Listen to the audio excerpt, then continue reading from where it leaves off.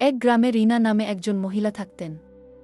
তিনি খুবই দরিদ্র ছিলেন, কিন্তু হৃদয় থেকে আল্লাহর উপর ভরসা রাখতেন।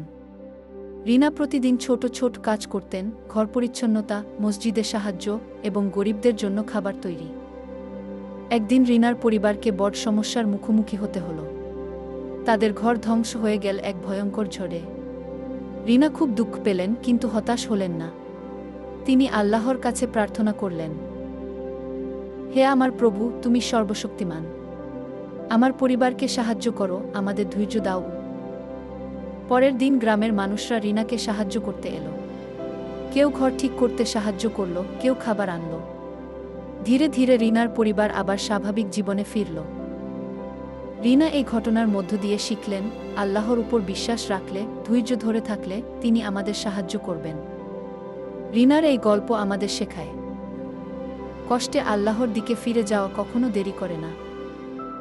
ধৈর্য ও সহিষ্ণুতা জীবনকে সহজ করে। ছোট ভালো কাজও বড় আশীর্বাদ বয়ে আনতে পারে। শেষ কথা, রিনা জানতেন আল্লাহর রহমত অসীম। তাই তিনি প্রতিদিন দোয়া করতেন, সহায়তা করতেন এবং ধৈর্য ধরে থাকতেন।